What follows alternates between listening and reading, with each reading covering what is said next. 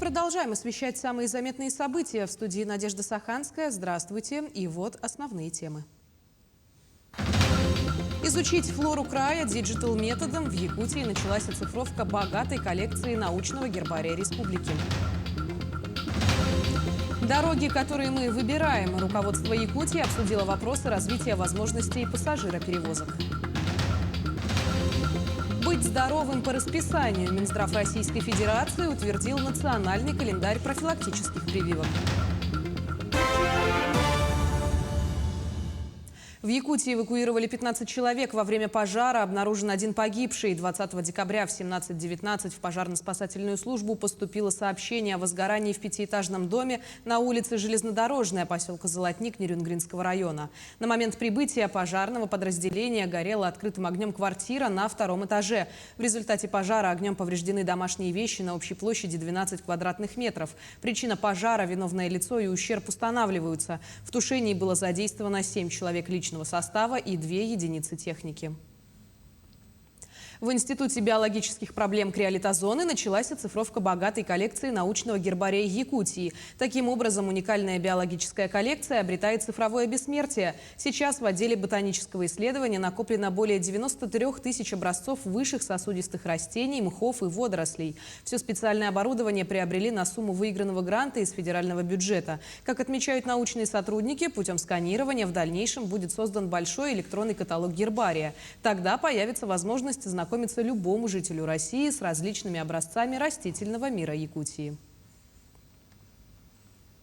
Этот сканер может сканировать объекты, объемные объекты до 15 сантиметров высоты и А3 формата. У него сканирующая головка находится сверху, что очень удобно для сканирования хрупких вещей.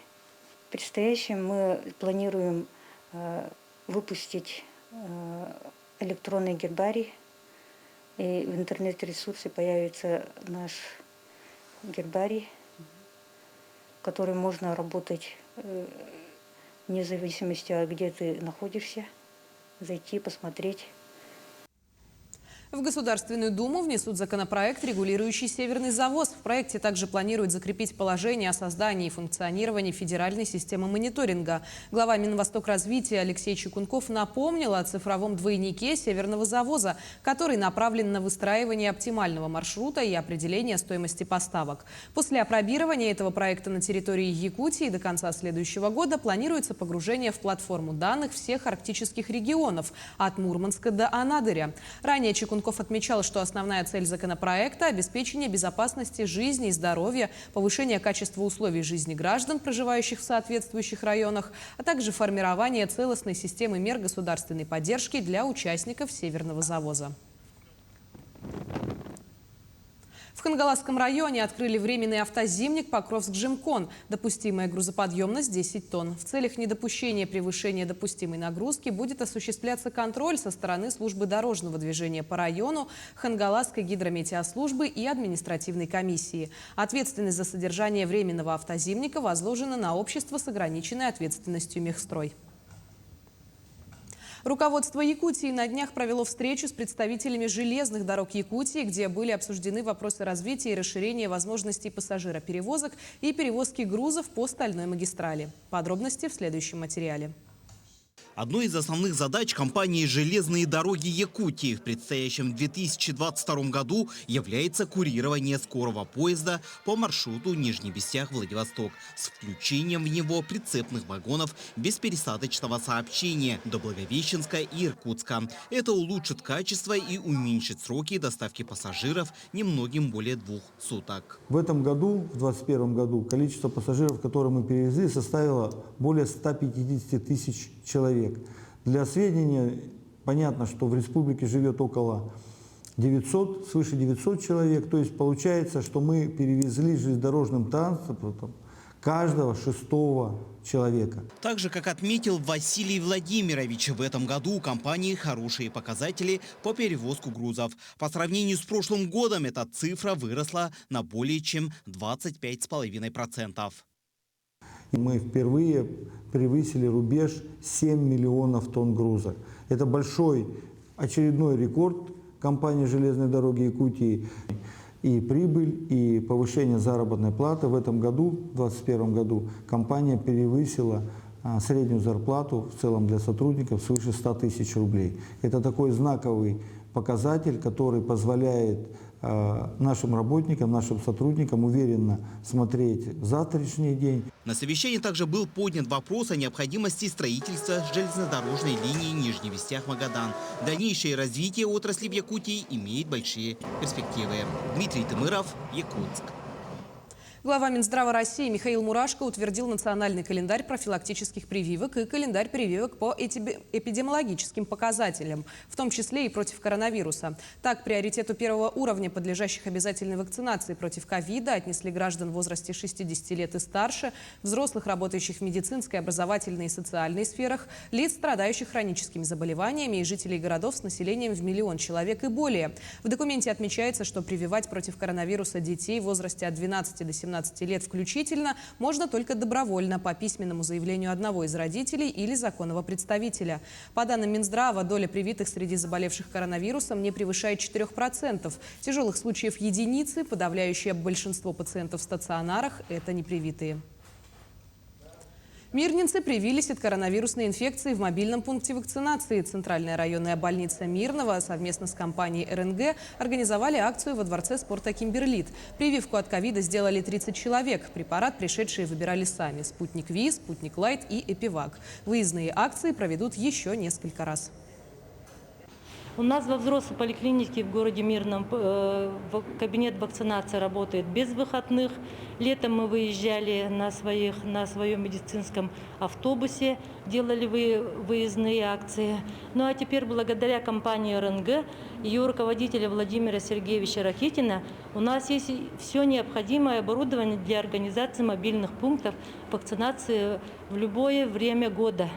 Это складные столы, стулья, ширмы, рециркулятор. Ну и самое главное, это удобный транспортировочный холодильник для хранения и перевозки вакцин.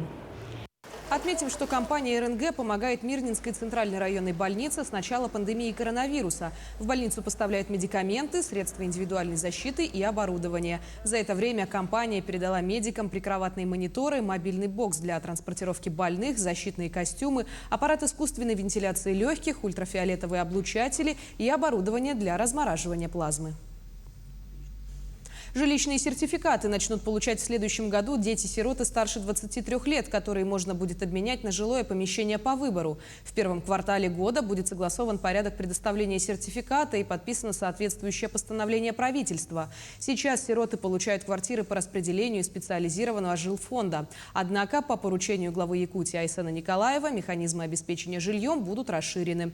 Также премьер Якутии Андрей Тарасенко отметил, что при желании сироты смогут приобрести жилые помещения большей площади за счет вложения собственных и кредитных средств, а также материнского капитала.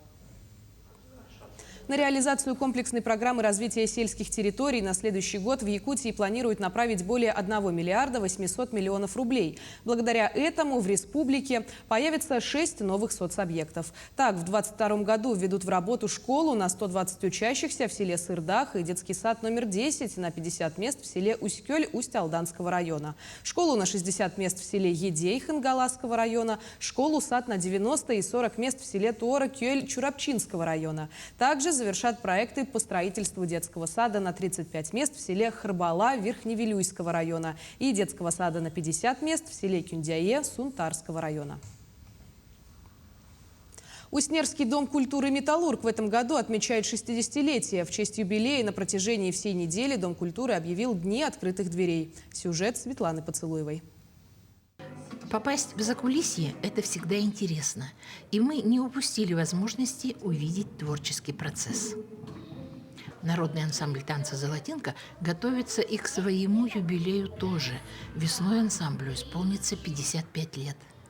«Золотинка» – это больше сотни золотинок разного возраста, бережно сохраняющих не только историю коллектива, но и постановки прошлых лет.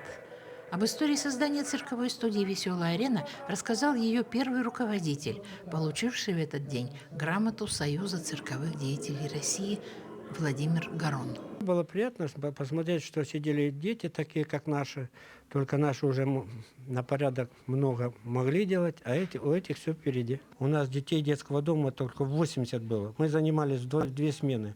И через где-то месяцев 7-8 мы выдали полную программу. А коллектив Народного театра подготовил игру с участием гостей и приглашенных, где им пришлось определять название спектакля по увиденным фрагментам. Ко всем ролям относишься как к своим любимым. Наверное, самый любимый еще впереди. Вы можете сказать, что у вас теперь есть основной состав театра? Да, могу сказать. Именно люди, те, которые им нравится это, хочется участвовать в театре, они просто после спектакля, они такие озаренные становятся. За 60 лет в стенах Дома культуры занимались любимым делом не одно поколение уснерцев. И по-прежнему тепло и призывно светятся вечерами его окна. Светлана Поцелуева, Павел Комин, Уснера. А в Национальной библиотеке прошла презентация книги, посвященной видному политическому деятелю Степану Гоголеву. В книгу вошли материалы о жизни и деятельности наркома просвещения. По словам автора, в книге материалы собирались еще со столетия видного деятеля. Степан Гоголев – один из первых революционеров-большевиков Якутии, наряду с такими видными государственными деятелями, как Платон Аюнский, Максим Амосов, Степан Ржаков и Исидор Барахов. Он был одним из тех, кто стоял у истоков народного образования Якутии. 125-летие государственного деятеля общественность республики отметит 21 декабря, в день его рождения.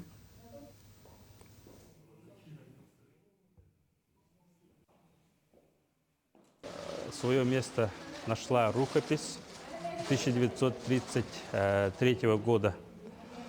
И, оказывается, к годовщине смерти Степана Филипповича Гоголева его товарищи, друзья по работе запланировали издать эту книгу, но, к сожалению, рукопись данной книги был уничтожен во время пожара общежития.